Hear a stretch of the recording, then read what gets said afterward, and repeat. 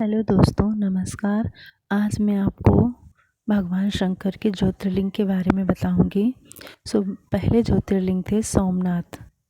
सबसे पहले सोमनाथ की स्थापना हुई थी गुजरात प्रांत के काठियावाड़ क्षेत्र में। समुद्र के किनारे सोमनाथ नामक विश्व प्रसिद्ध मंदिर में यह ज्योतिर्लिंग स्थापित है।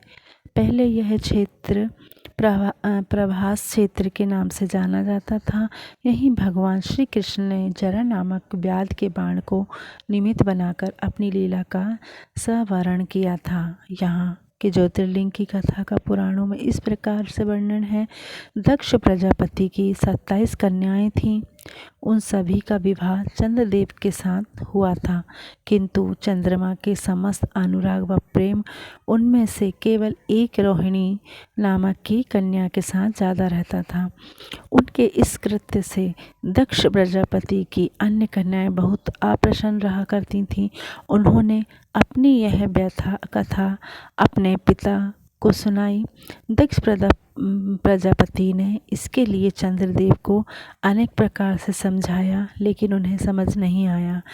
किंतु रोहिणी के वंशीभूत उनके हृदय पर इसका कोई प्रभाव नहीं पड़ा। अतः दक्ष ने क्रोध में आकर उन्हें क्षयग्रस्त हो जाने का श्राप दे दिया।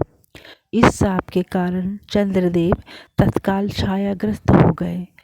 उनके छायाग्रस्त होते ही पृथ्वी पर सुधा, शीतलता, वर्षा का उनका सारा कार्य रुक गया। चारों ओर त्राही त्राही मच गई। चंद्रमा भी बहुत दुखी और चिंतित थे। उनकी प्रार्थना सुनकर इंद्रादि देवता तथा वशिष्ठ आदि ऋषिगण उनके उद्धार के लिए पितामह ब्रह्मा जी के पास गए। सारी बातों को सुनकर ब्रह्मा जी ने कहा, चंद्रमा अपने आप अपने जो शाप विमोचन के लिए अन्य देवियों के साथ पवित्र प्रभास क्षेत्र में जाकर मृत्युंजय भगवान शिव की आराधना करें। उनकी कृपा से अवश्य ही इनका शाप नष्ट हो जाएगा और ये रोग मुक्त हो जाएंगे।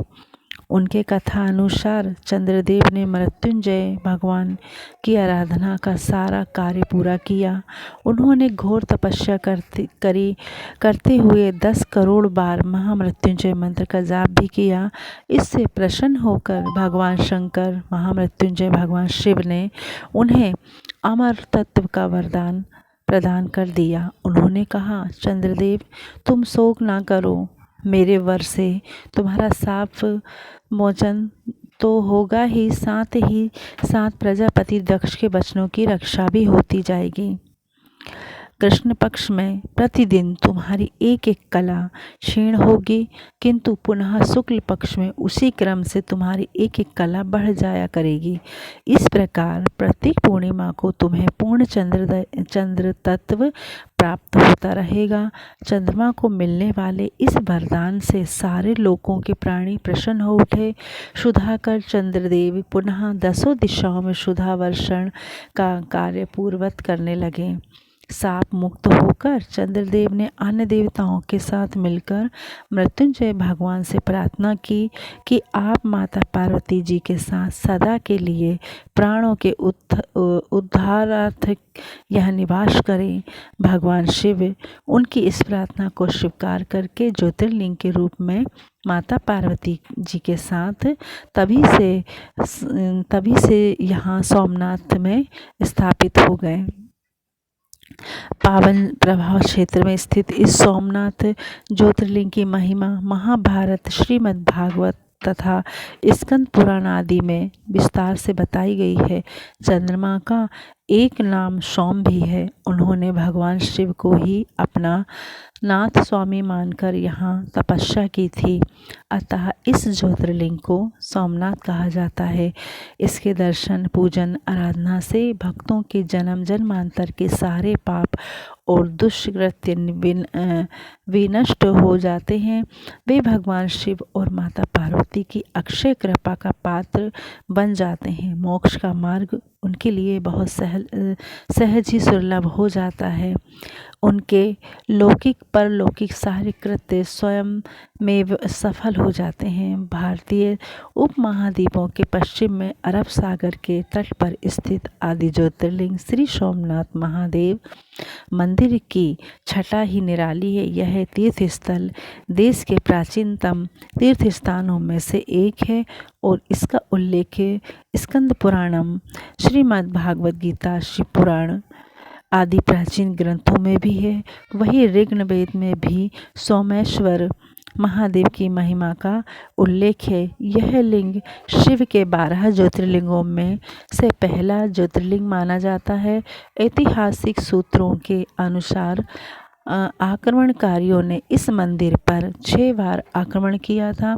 इसके बाद भी इस मंदिर का वर्तमान अस्तित्व इसके पुनर्निर्माण के प्रयास और सांप्रदायिक सद्भावना का ही परिचायक है। 7वीं बार यह मंदिर कैलाश महामेरु प्रसाद शैली में बनाया गया। इसके निर्माण कार्य से सरदार वल्लभ भाई पटेल भी जुड़े रह चुके हैं। यह मंदिर गर्भगृह, संभाग मंडप और नृत्य मंडप 3 प्रमुख भागों में विभाजित है। इसका 150 फुट ऊंचा शिखर है। इसके शिखर पर स्थित कलश का भार 10 टन है और इसकी ध्वजा 27 फुट ऊंची है। इसके अबाधित समुद्री मार्ग त्रिष्टाम्ब के विषय में ऐसा माना जाता है कि यह समुद्री मार्ग परोक्ष रूप से दक्षिणी ध्रुव में समाप्त होता है। यह हमारे प्राचीन ज्ञान व सूझबूझ का अद्भुत संचय माना जाता है। इस मंदिर का पुनर्निर्माण महारानी अहिल्याबाई ने करवाया था। धार्मिक महत्व पौराणिक श्रुतियों के अनुसार सोमनाम चंद्र का है, जो दक्ष के दामाद थे। एक बार उन्होंने दक्ष की आज्ञा की अवहेलना की, जिससे कुपित होकर दक्ष ने उन्हें श्राप दिया कि उनका प्रकाश दिन प्रतिदिन धूमिल होता जाएगा।